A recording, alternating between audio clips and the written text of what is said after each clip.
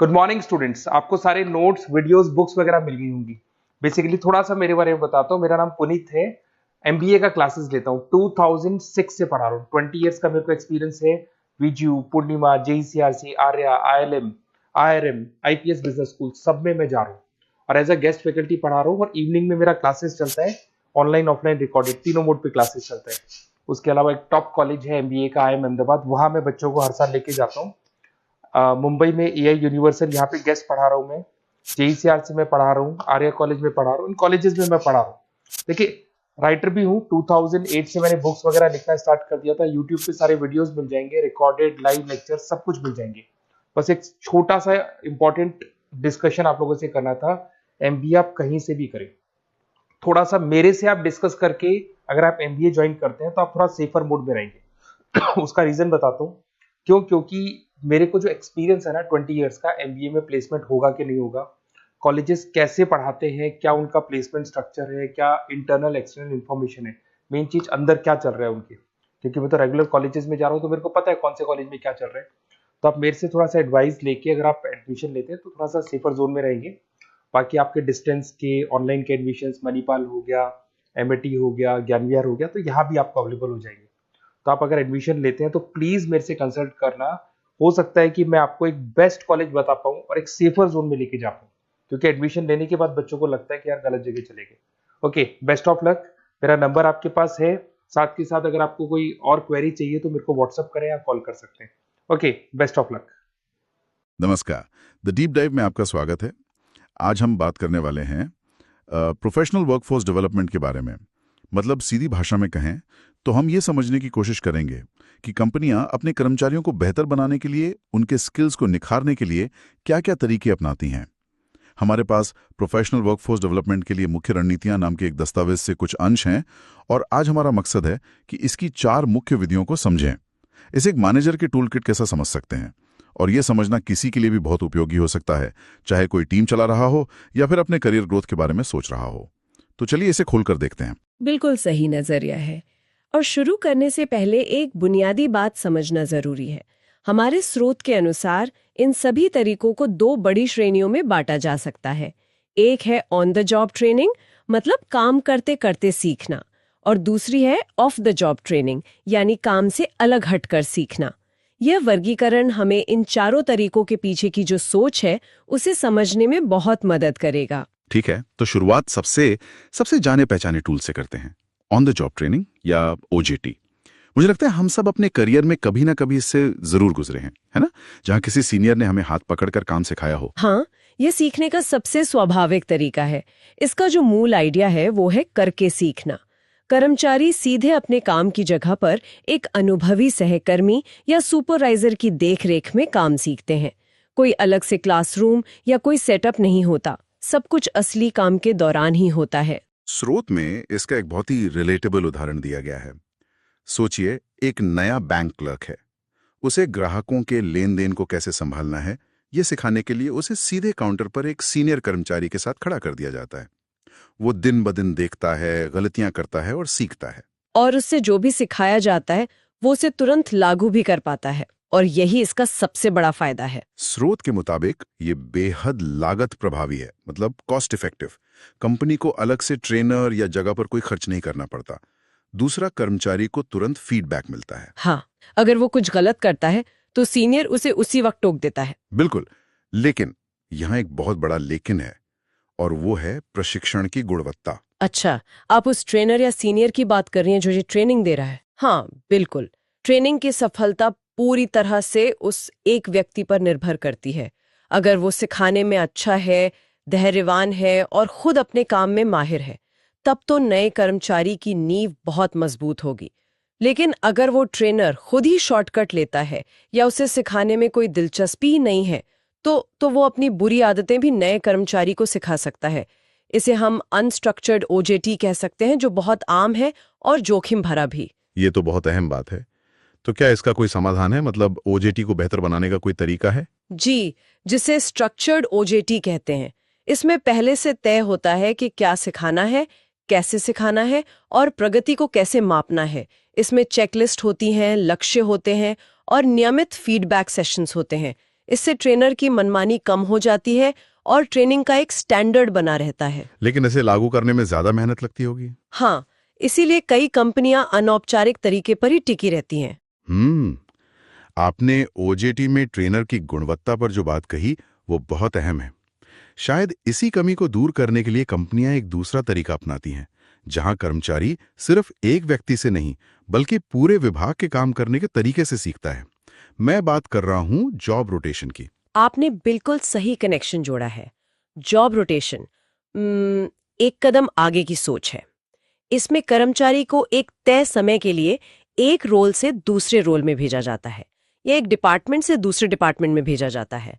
यह सिर्फ एक काम सिखाने के बारे में नहीं है, बल्कि पूरे संगठन की एक बड़ी तस्वीर दिखाने के बारे में है। स्रोत में इसका एक बेहतरीन उदाहरण है। मार्केटिंग विभाग के कर्मचारी को कुछ महीनों के लिए सेल्स में भेजा जाता है और फिर कस्टमर सर्विस डिपार्टमेंट में। इससे उसे कागज पर बनी स्ट्रैटेजी और जमीन पर ग्राहकों की असलियत के बीच का जो फर्क है वो पता चलता है। जब वो वापस अपनी मार्केटिंग की भूमिका में आता है तो उसकी सोच कहीं ज्यादा व्यावहारिक हो चुकी होती है। और इसके जो लॉन्ग टर्म फायदे हैं वो बहुत बड़े हैं। स्रोत बताता है कि इससे कर्मचारी मल्टी स्किल्ड बनता है, उसकी बोरियत कम होती है और कंपनी के नजरिए से देखें तो ये उत्तराधिकार योजना मतलब सक्सेशन प्लानिंग के लिए सोने की खान है। आपके पास ऐसे लोग तैयार हो जाते हैं जो जरूरत पड़ने पर कई तरह की जिम्मेदारियां संभाल सकते हैं। लेकिन इसमें एक चुनौती भी है ना? जब कोई कर्मचारी एक नया काम शुरू करता है तो उसकी प्रोडक्टिविटी तो शुरुआत में गिरेगी ही, उसे नए माहौल में ढलने में वक्त लगेगा। हाँ बिल्कुल। तो ये सवाल उठता है कि क्या जॉब रोटेशन एक तरह की लग्जरी है जो सिर्फ बड़ी स्थापित कंपनियां ही कर सकती हैं?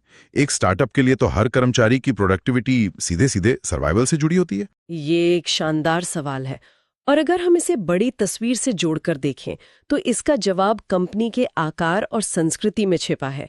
एक स्टार्टअप में जहां हर किसी को वैसे भी कई जिम्मेदारियां निभानी पड़ती हैं, वहां जॉब रोटेशन अनौपचारिक रूप से उसकी संस्कृति का हिस्सा हो सकता है। वहां ये सर्वाइवल का एक तरीका है।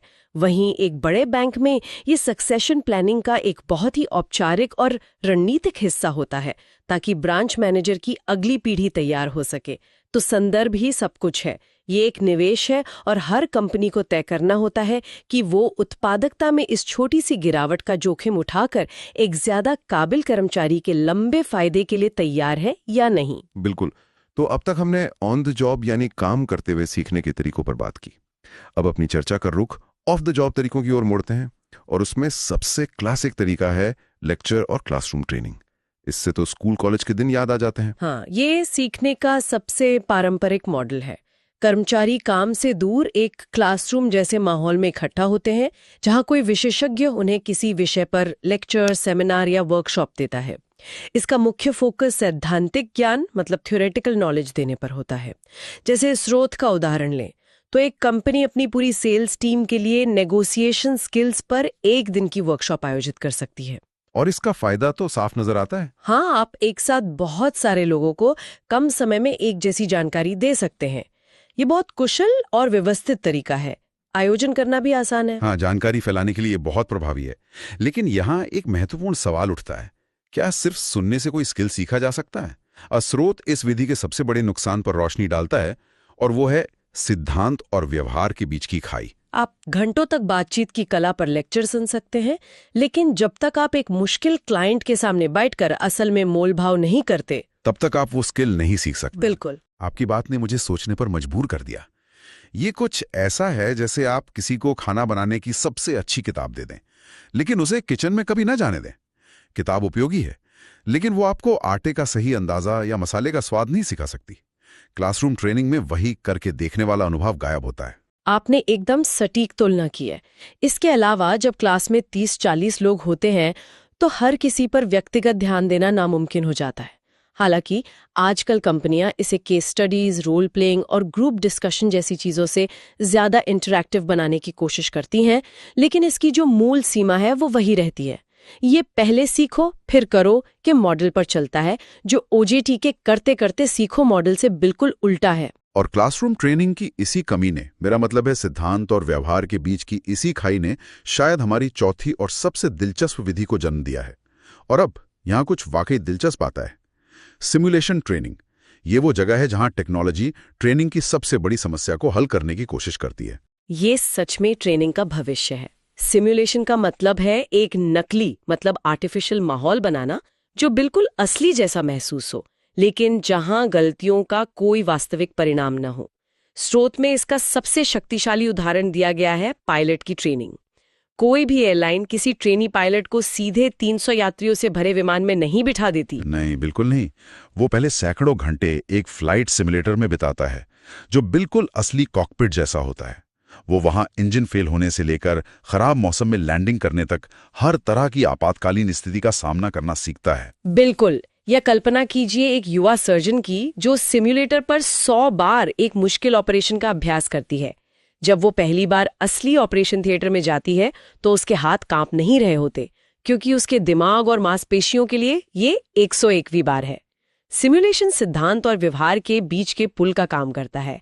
ये उन नौकरियों के लिए वरदान है जहां एक छोटी सी गलती की कीमत बहुत बड़ी हो सकती है।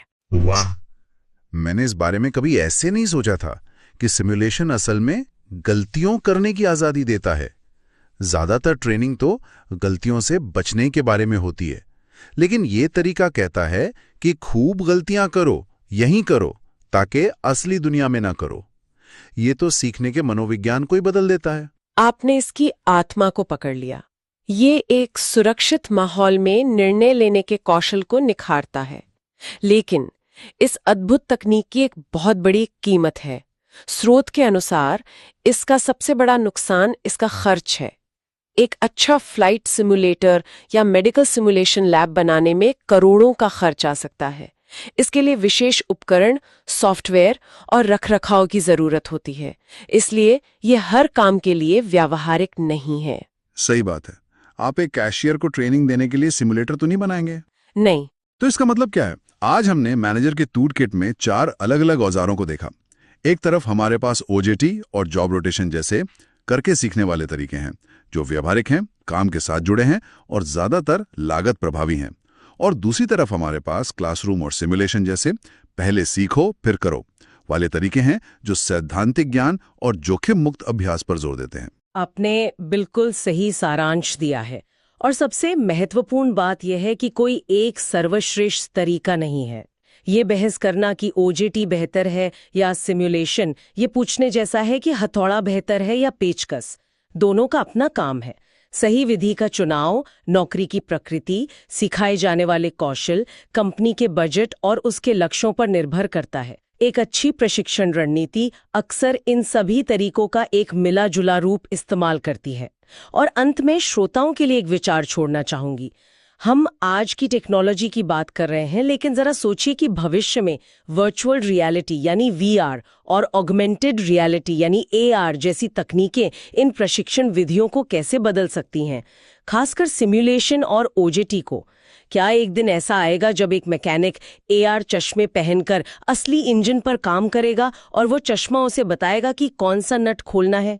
या एक नया मैनेजर वीआर में एक मुश्किल टीम मीटिंग का अभ्यास करेगा?